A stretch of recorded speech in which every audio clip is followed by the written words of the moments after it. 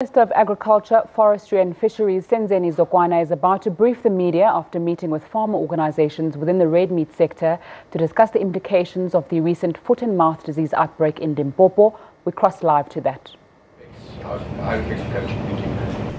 Thank you very much. Oh, okay.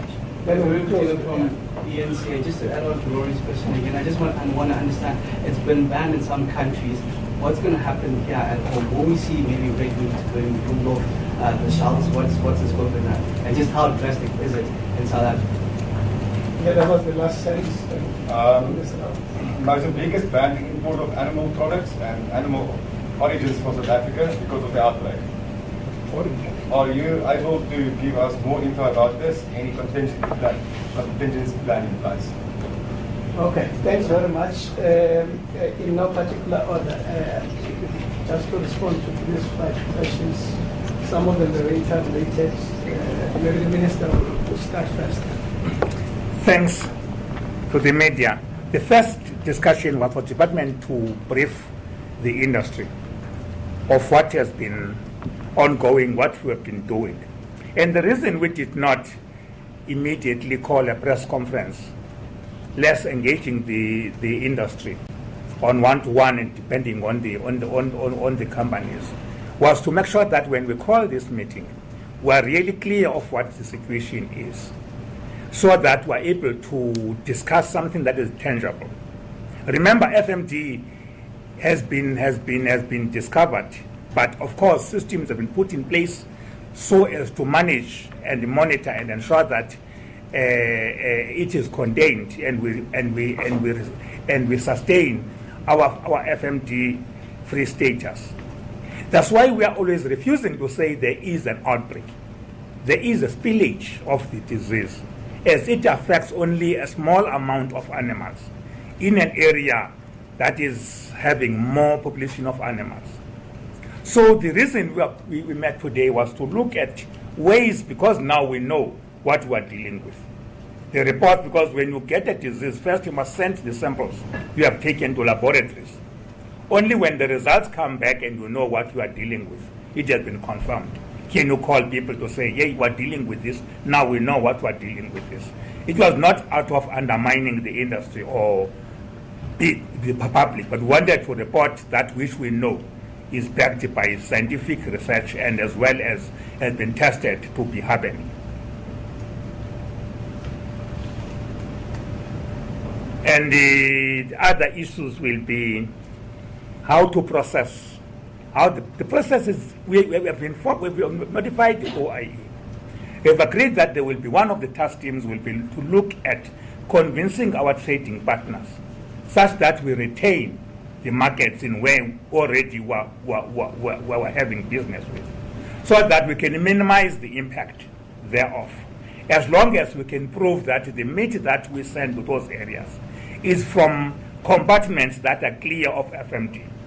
Remember, we speak of one area in a country that has got big business operations. We want to make sure that we clarify this to our partners so that we know what we are dealing with.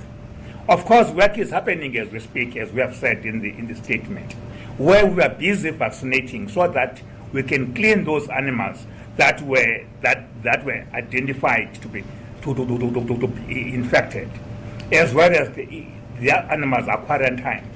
The issue is to make sure, therefore, that we clear the area and we know that there will be no further spillage or spread of the disease to other animals in that area. Other countries, yes, of course, other countries have issued statements to ban, but it remains a fact that FMD infected or meat with FMD infection does not kill, or that is safe to be consumed. It has got no impact on human beings. But nonetheless, countries will take precautionary measures. But of course, we believe that through strategic approaches, as well as dealing with the matter, I mean, the support from the industry is quite highly appreciated, as they have promised that they are going to make sure that skilled people are made available.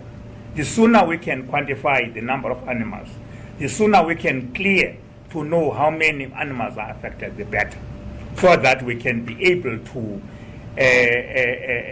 be ready for the OIE to come when they come to check when we have done everything.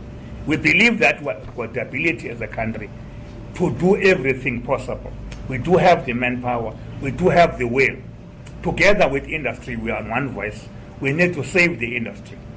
We need to make sure that the markets we have been doing trade with are retained.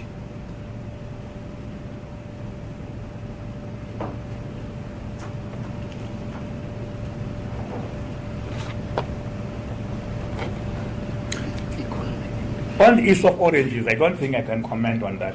There may be other reasons not linked to FMD that I think through intergovernmental structures, those will be clarified.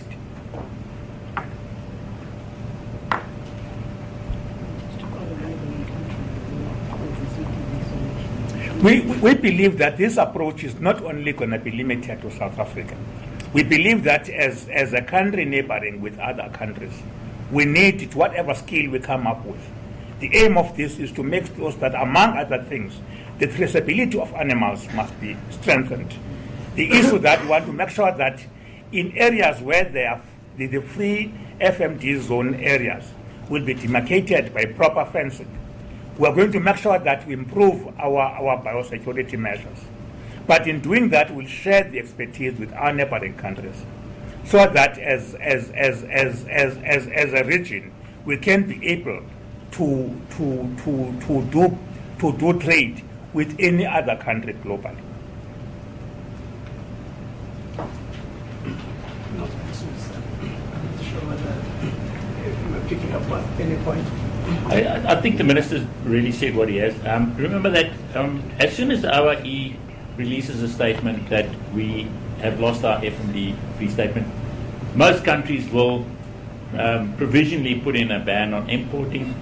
But those negotiations will start from today on what the situation really is. It's really countries trying to assess the situation, how bad the situation is.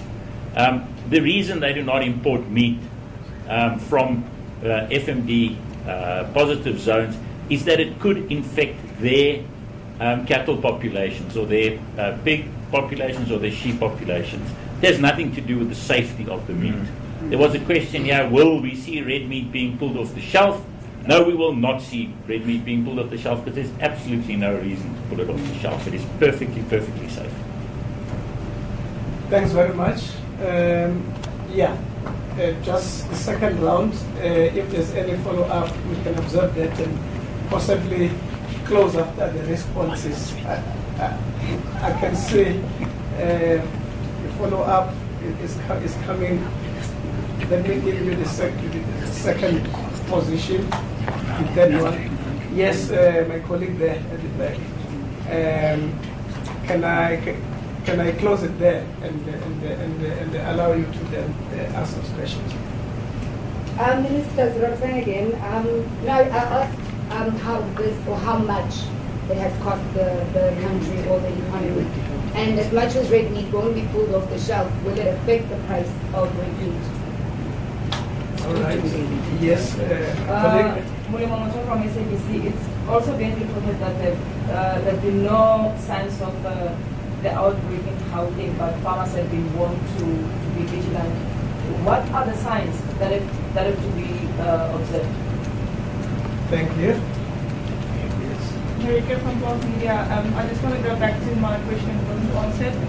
If you can tell us more about what was discussed with industry this morning and the plan going forward and some of the technical steps that will be taken. Yes, this is. Harry from London Director. I'd just like to find out more about the task teams appointed. Will they be comprising only governmental people, or will there also be representatives from the industry side as well? Thank you. Thanks. In answering the last question, I will be answering the question before last. To say that one of the things we discussed after the briefing was to look at what can be done by both government and the industry. And a number of proposals were brought up. Hence, the formation of the task teams. The task teams will be task teams depending on the area in question. If we deal with trade, we need people who have got trade issues that they can come up and show and give comfort to those countries who are doing trade with, that it is fine and proper to still continue importing meat from South Africa, as it is from zones that have got no FMD infections. 2, other people will be people like veterinarians, as we want to make sure that quicker we can clear the area and know that how many animals were infected and whether the quarantine problems have kept them in. And further to come with any other, because we're looking for the future, not only for the now, to say that it has this spillage has happened in Limpopo. Those lessons will be taken in dealing with future outbreaks, not only limited to FMD, but to all animal diseases, so that as a country we can be sure that working with the industry. And answering the first question, yes, in the process, we were working together. It was not a question of government saying the task team will be government-led. Both teams will be from government and from the industry, depending on the expertise that we are looking for. But the aim is to give comfort. The aim is to ensure that people who are doing business with us, but also communities around which this spillage happened, can be comforted to the fact that anything we do is not meant to cause them a discomfort or to restrict. But again, the issue is about preventing the movement of animals, Ms. Mulimo, to say that it can only happen in Gauteng if a cow or a bull from an infected zone is transported to Gauteng without having been examined first, is how you can therefore transport it to Gauteng. So up to now, as it has been historically the fact, there are 3 provinces in which we have got FMD infection. We have been able to control and contain it in those areas. This is the first spillage that has happened outside the FMD zones. And we believe that we have the capacity, we have the will to make sure that it is contained, as again those animals are cleaned, and we go on to make sure that we are dealing with this. What this debate has triggered more is the need for South Africa to fast-track the process of producing its own vaccine for FMD, because we do have the know-how, we do have the expertise that are lying in one of our entities, that is Agricultural Research Council. So those are issues I'm saying in long term, now and forward. But it's not only with South Africa. On the issue of whether how much cost, we believe that depending on the number of animals that will have been found to have been infected, and again we're going to clean those animals so that they can be cleaned and again they can be sold in the future. Yes, the cost will be be there in terms of deploying personnel and also having vaccines, but already there are vaccines already that are already procured in Limpopo. We won't be ordering any vaccine for that particular purpose. But as to whether, and we don't foresee this changing the pricing method, because as we have said, it will remain proper and normal for you to have a braai without fear of any problem in terms of your health. So it's not going to cause any panic within the people, because it is clarified that it will not cause any health problems to people who eat meat.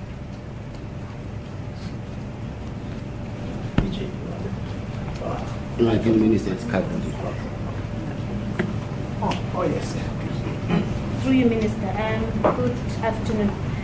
There was a question from the floor with regards to the clinical signs that people, and especially livestock owners, should be looking out for.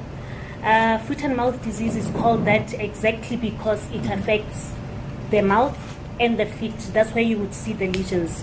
There'll be sores or blisters in the mouth, and there'll be blisters and sores between the hoofs of cattle. And it only affects cloven-hoofed cattle, those that have hoofs like that, and that is where most infection or clinical signs would be picked up. And I would like to reiterate through you, Minister, the safety of the product. Foot and mouth disease only affects cloven-hoofed animals. It definitely does not affect people. So the general consumer out there is safe to eat the product. Anything that is on the shelf and that will be put on the shelf from now on would be safe. We have an abattoir and inspection system in the country, so everything that goes out has gone through meat inspection, and we will not pass anything that is not fit for human consumption to be placed on the shelf. Thank you. Thanks. Okay. I'm hoping that we covered all the questions. You're nodding. All right. We can only take only 3 hands now before we close. If there's any, and then we can then proceed. Yes. Can I make a comment from industry side? Okay. It's a fact that some of the exports is coming back. And we export about 3% of local production currently.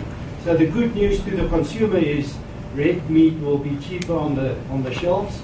And as we already know, there's nothing wrong with this meat, so that's good news for the consumer. Thank you very much. Thank you very much. Colleagues, thanks very much for coming for this press conference.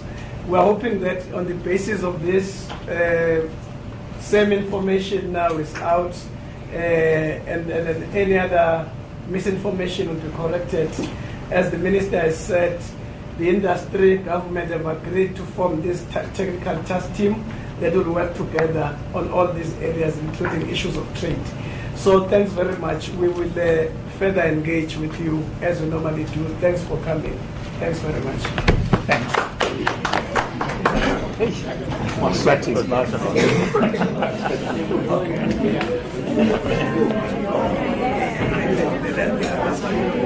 didn't do this definitely because the management has come forward on you. What do you like? Yes,